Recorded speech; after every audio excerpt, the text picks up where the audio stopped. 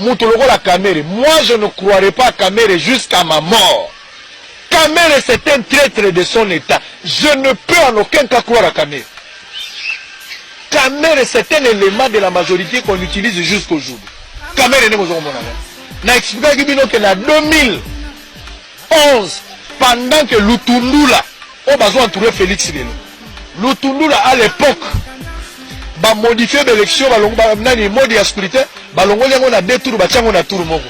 Félix, nani, Kamere savait que même que tu as l'élection, tu as deux tours, tu as tour moko. Donc, tu as droit à l'erreur, il faut te sangana comme un seul homme pour te gagner la Kabila la pouvoir. Tu t'imagines Kamere à l'époque, à boire au Sangana Tshisekedi. Après ça, Tshisekedi, conditions sont à Sangana nommé là déjà. Premier ministre, bien avant, on va du pouvoir. Déjà, on va montrer tambola. Si on ligne à la carte, déjà, sur le logo de $5 000, on peut se combien. Bon, non, bon, on va n'engagner n'a pas personne d'autre à Baba, qui n'a pas $2 000, sur la $5 000. C'est comme ça. Et ça, le moni Satan a remonté à Bolingo. Azoli Bible à Sikawapi. Satan a été à Bolingo. Azoli Bible à Sikawapi. Bola Muka Kamera za virus. Bola Muka Kamera za virus. Kamera za mercenaire, Kamera za mercenaire. Kamera yeko bomabiso. Kamera nda yeko bomabiso. Donc ba jebo ko za la sa izo sala. Fungola mi sur place bozali Kamera nda yena. Virus wala Kamera yena. Vous devez être prudent.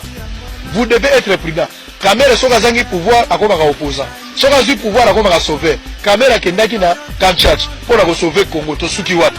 Kamera kendaki na 5 pas sauver Congo to suki wapi. Kamera za mutu intérêt. Soka dit que intérêt na eza rassurer à changer discours. Lelo to suki wat to boya ki Kamera. Kamera lobaki Kabila kotambola likola bibembe na biso. Kamera alobaki soki Kabila sali élection te. Soki calendrier électoral bimité ba kotambola likola bibembe na biso. Kamera changeaki langage. Kamera wa ye na ngambo na biso bokeba bozo bokola nkosi diaspora bola muka ba pekolo bala muka. To komi na danger de ouais. Pourquoi Félix azobosa na mémoire? Ba combattant ebele batikala bilongi ya kokatana. Ba Congolais belé lelo ba combattant belé so kotali bilongi na bango ba misusu batikala ba infirme lokola ba kuluna ba misusu ba CV boy ebeba ba kota ba kaso plus de 8 fois 10 fois non pas que ba yibaka biloko mais bakanga bango pour la lutte ya démocratie lelo sangana na batu naza contre même ba jeko ko ndenge ba koti na IDPS. Je suis contre cela. Je suis contre cela. Bazo koti la bino ba infiltrer ça que bo fungola miso. Parti au UDP, c'est ça parti à Félix, c'était ça parti à peuple.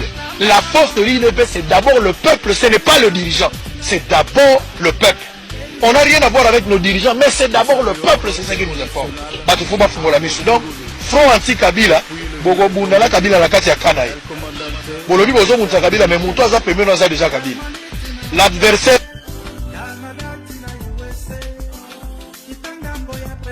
Kamel, Yewana Moïbi, Kamel, Yewana.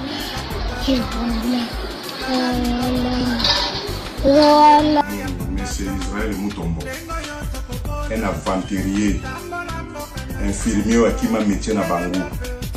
Aya ko djembe la journaliste ya koso ya Sony. So qui va pesi mbongo komi biloba moto ya lo koso. Frère Abraham Miswa ou ya zo ça va Abraham Mr Sony opéra moto lo ndenge ko ba Israël Moutombo. Bon sepela na mboko yo pour beaucoup ko sala n'importe quoi au vandi boyo lo bio Israël Moutombo au sala aussi mais Israël Moutombo yeba oza ko simba place ba simba kate ozo simba place ba simba kate ko mana suka un aventurier le kola yo opéra moto ba pesi mbongo ba simba lo bana munoko kende lo baboyi yo za na moral yo za lo ko pesa ba yo Israël Moutombo yo tangi ngomani yo Israël Moutombo un aventurier infirmier pamba oui infirmier kuto na denike ba infirmier teme infirmier akimi métier na bango oya la pa ndeke na botongola tonga akimi batonga akenga luyenge na monde ya media okosuka mabe Israël Moutombo yeba ki aussi place ba simba kate yo za journaliste et ça fait faute ya ba batongo batala ka bango ma ba journaliste batongo ba kisa bosemi bomo na ba aventerier hotel bosemi ndeko na omo na aventerier ya Moutombo Israël hotel un aventerier moko boy muto loyenge kopera muto okangisa baninga na ye muto ka service aventerier le ko Israël Moutombo yo le soko pesa bato yo yo zongela classe ko tanga est-ce que vous appelez na mutu pema ya soto mutu ko ba pese dikala ke na musika bongo Kabila saka président république ya wati akamaka biso azongi classe ko tanga te lelo ba diplôme azana mo yo zana mo et puis si mutu ko tanga ba makambo ya bato ya classe avant mo lo batteur ya Mr. Bo oko souffrir na jalousie keto jalousie no ya mwana lokozo yo ko tela ko teka kama kila batu lokozo zwaka na ko salaka e ko Israël mutom na ko zongela kayo omoni yo na ko zongela kayo toujours yo na morale pe yo za muto ko vanda ko lobi pe Israël mutom ba candidat ya batu ba parti ya batu et poni batu yo na parti politique ba parti responsable lokola MRC lokola IDPS ba pona batu ba kene ko représenter bango ba kene na tête de ville pe ba za la batu ba yele lokote opéra moko bo avanterier moko bo yo kanisaka yo Israël mutom yo kasi yo ko sala de mission ma yele ndenge ba kiosque ba charge ka bon ba salaka yo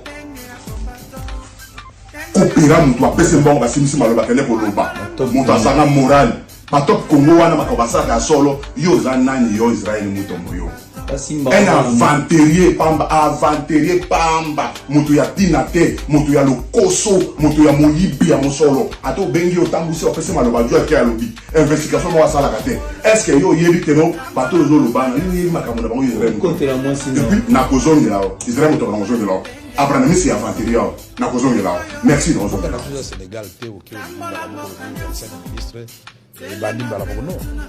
C'est 2 345 000 km², 100 millions d'habitants. Il faut tenir compte de ça. Beaucoup de choses en Zoukou, la RDC. Vous avez un gouvernement, il y a un Zoukou, il y a Batoué, tout ça là, réellement, tout ça là. Tout ça, le gouvernement a bouqué, tout ça là, il y a bouqué militaire, et répondre à la besoin de beaucoup de choses. On a vu ce que le local de Rwanda, la Ouganda, la Colombie, tout le site. Vous voyez? Merci. Les hommes politiques congolais, quand il s'agit de cacher vos insuffisances, quand il s'agit de problèmes structurels d'organisation, de compétences, vous dites qu'il ne faut pas nous comparer avec d'autres pays. Mais quand il s'agit du taux d'échange, il s'agit des inondations, il s'agit de l'économie, il s'agit de la pénurie de tel ou tel autre produit, vous venez vite dire que même les autres pays ont ces mêmes problèmes. Vous nous comparez facilement avec d'autres pays. Monsieur, vous êtes excessivement bien payé pour faire un travail dont vous êtes incapable de produire des résultats. Comme il ne faut pas nous comparer avec d'autres pays, sommes-nous plus grands que les États-Unis ou la Russie? Ils prennent combien de temps pour former leur gouvernement? Le problème, c'est vous, les hommes politiques. Vous avez pris ces pays en otage pour le temps. D'accord, mais moi je vais vous montrer un exemple d'un accord signé de la main du président de votre parti politique, Etienne Tshisekedi, avec le Rwanda déjà en novembre 98. Novembre 98. Nous avons beaucoup de cartouches, mon frère. Je vais vous sortir des cartouches de 1966. Etienne Tshisekedi, ministre de l'Intérieur. On lui donne l'argent pour indemniser les victimes de la rébellion. Où est passé l'argent? Nous avons beaucoup de dossiers, donc soyez un peu humbles. On va revenir sur ce terrain-là pendant les débats. On va revenir. Alors je voudrais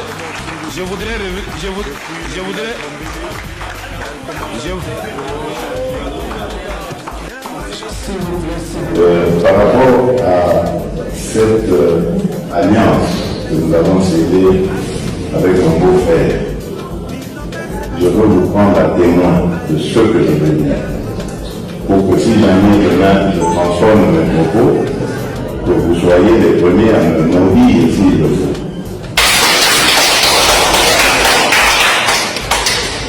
Je ne trahirai pas les termes de cet accord. Je suis avec lui et vous allez le voir dans tout ce que je vais faire. Je vais toujours être avec lui. Je ne le trahirai jamais. Si après le 23, il y a quelque chose qui arrive, qui ne soit pas prévu dans ce que nous on a prévu, mais moi, on se concentrera toujours et je ferai tout pour qu'on ait la même position. S'il n'est pas d'accord, je n'avance pas. S'il est d'accord, j'avance. Mais on va le faire toujours. Donc ça, je vous le dis parce que je veux que vous soyez nos témoins aussi. Donc cet accord, c'est pour vous aussi. Nous l'avons fait pour qu'on soit d'accord. Donc les prochaines étapes, nous irons à Kassai. Je vais aussi expliquer aux Batalliens de là-bas que désormais, et son UNC marche à côté de l'UNC. Nous avons des destins liés. Voilà. Donc, c'est ce que je tenais à dire. Je vois que même on enregistre, c'est bien. Parce que ça va rester.